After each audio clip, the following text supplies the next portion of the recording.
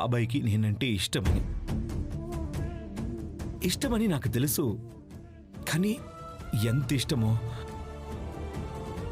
ఈ దినమే తెలిసింది.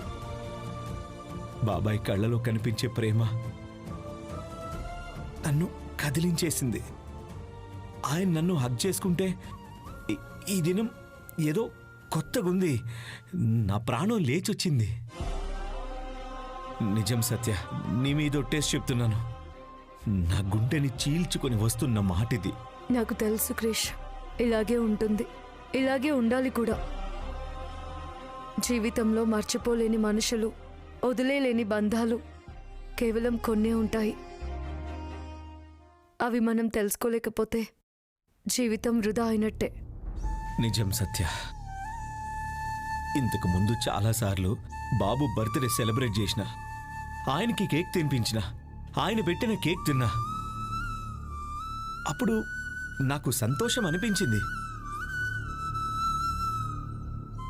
కానీ ఈ దినం బాబాయ్కి కేక్ తినిపిస్తుంటే, ఆయన కళ్ళల్లో నీళ్లు చూస్తుంటే ఏదో తెలియని ఫీలింగ్, నాకేదో దొరికిన ఫీలింగ్. ఫస్ట్ టైం లైఫ్లో గిట్లా అనిపించింది. దీన్ని రక్త సంబంధం అంటారు క్రిష్. దేవుడిచ్చిన ఈ బంధాన్ని ఒక రాక్షసుడు విడదీశాడు. వాడు మీ జీవితాలతో ఆడుకుంటున్నాడు, మీ బలహీనతలతో ఆడుకుంటున్నాడు, మిమ్మల్ని బలహీనుల్ని చేసి ఆడుకుంటున్నాడు. ఆ పద్మవ్యూహం నుంచి మిమ్మల్ని బయటపడేసి తిరిగి ఒక్కటేలా చేస్తాను. సంజయ్ చాలా అదృష్టవంతుడు. ఎందుకు? బాబాయ్కి కొడుగ్గా పుట్టినందుకు. అలా అని మా బాపుని తక్కువగా చేయడం లేదు. బాపు నా ప్రాణం. బాపు కోసం నేను ప్రాణమిస్తా, అందులో పొల్లు కూడా తేడా రాదు. కానీ ఎందుకో బాబాయ్ పక్కకుంటే ప్రాణం లేచొచ్చినట్లుంటది. ఎందుకో కొత్తగా ఇట్లా అనిపిస్తుంది. నిన్ను చిన్నమామయ్యకి దగ్గర చేయగలుగుతున్నాను, కానీ నీ జీవితంతో ఆడుకుంటున్న రాక్షసుడిని మాత్రం దూరం చేయలేకపోతున్నాను.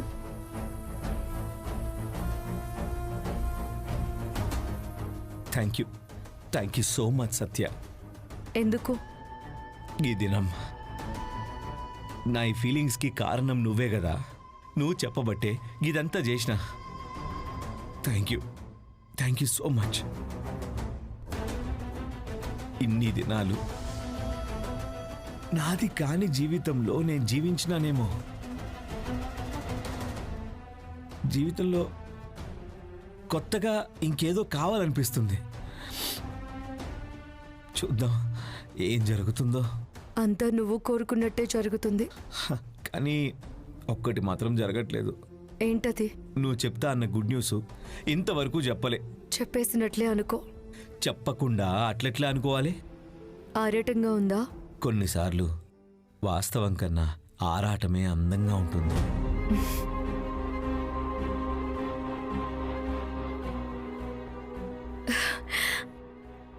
నేను చెప్పే గుడ్ న్యూస్ కోసం క్రిష్ ఆరాట పడుతున్నాడు. ఇంకా ఏ మాత్రం ఆలస్యం చేసినా ఆగేలా లేడు. కుండ బద్దలు కొట్టడానికి రేపే ముహూర్తం పెట్టాలి.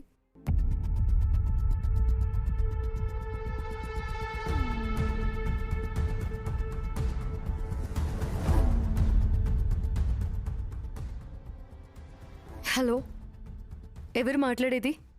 గంగేనా?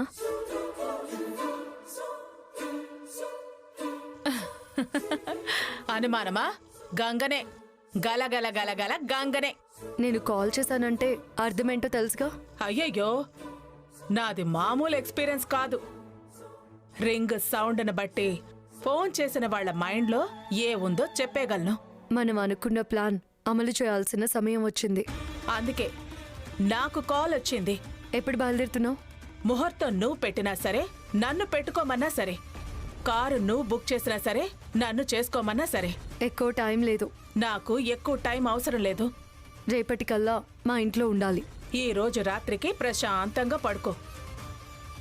రేపు ఉదయాన్నే మీ ఇంట్లో నాటకం మొదలవుతుంది. మీ మామకి దిమ్మ తిరగాలే. నువ్వేం చేస్తావో నాకు తెలీదు. నాకు తెలీదు. నీకు లిమిట్స్ లేవు. నాకు కావాల్సింది అదే. మా మామయ్య చేత నిజం కక్కించాలి. మహా ముదుర్లనే జుట్టు పట్టుకుని ఆడించిన ముదుర్ని మీ మామ లెక్క. ఆయన్ని తక్కువ అంచనా వేయకు. నేను ఏం తక్కువ కాదు. కథకళి మొదలు పెట్టానంటే కళ్ళు బైర్లు కమ్మి మొత్తం కథ బయట పెడతాడు. Any doubt? నాకు కావాల్సింది మాటలు కాదు, చేతలు. చూస్తావుగా రేపు. నా పేరు గంగ. గలగల గలగల గంగ.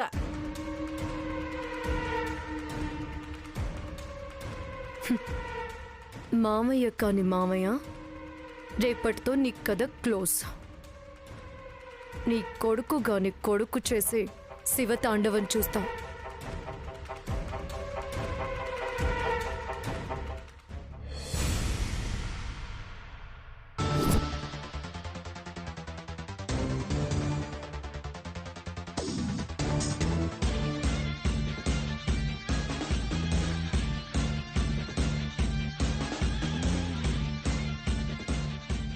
మేడం ఎక్కడికి వెళ్ళాలి? ఒకవేళ రేపు కూడా మనం ఇలాగే అనుకోకుండా కలిసేమే అనుకోండి, అప్పుడు మీరు నమ్ముతారా? ఆ సంజయ్ చెప్పిన మాటలన్నీ అబద్ధమని ఈరోజు ప్రూవ్ చేయాలి. అసలు నన్ను కలిసే అవకాశమే లేకుండా చెయ్యాలి. మిమ్మల్నే మేడం. ఎక్కడికి వెళ్ళాలి? భద్రకాళి టెంపుల్కి పోని.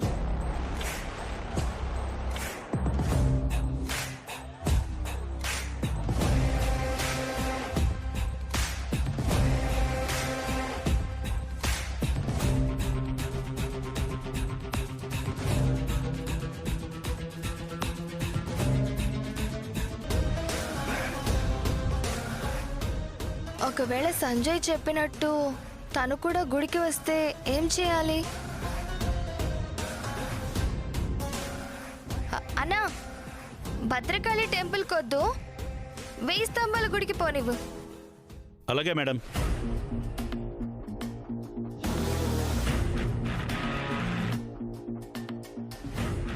ఇదిగో అన్నా, 1000 స్తంభాల గుడికి వద్దు, కాకతీయ మ్యూజియం రోడ్కి పోని. అసలు మీరు ఎక్కడికి వెళ్ళాలి మేడం? నిమిషానికో చోటు మారుస్తుంటే నేను ఎక్కడికని తీసుకెళ్ళాలి?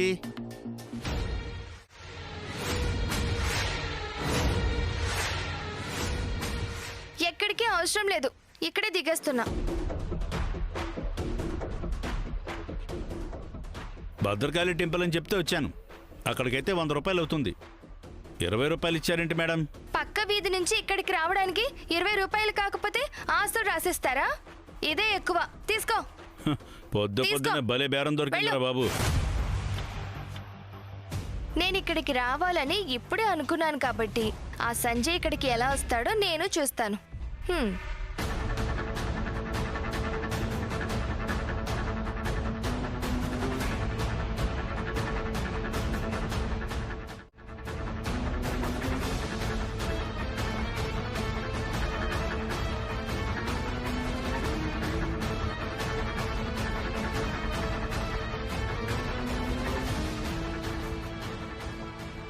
నన్ను కలవకూడదని నేను చెప్పిన థియరీ అంతా రాంగ్ అని ప్రూవ్ చేయడానికి చాలా కష్టపడ్డావు సంధ్య. విధి కలపకపోవచ్చు, కానీ నిన్ను ఫాలో అవుతూ నేను కలవచ్చు కదా. వస్తా, నీ చేత వెయిట్ చేయించి మరీ వస్తా.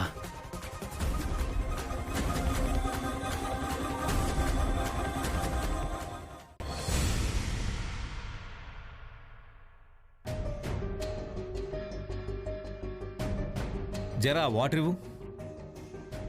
పోయి తెచ్చుకోపో, లేకుంటే నీ పెండ్లాన్ని అడుగు. అరే, చేతిలో ఉన్న బాటిల్ ఇస్తే ఏమైతుంది? అరిగిపోతావా కరిగిపోతావా? గాయంత దానికి పెండ్లామని అడగాలా? అడగాలరా? పొద్దుగూకుల పెండ్లాం కొంగు పట్టుకునే కదా తిరుగుతావు.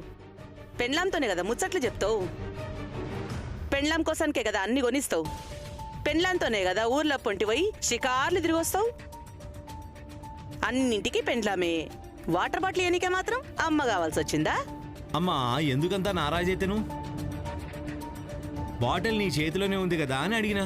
ఉంటే ఉండనీరా, నేనెందుకు ఇయ్యాలే?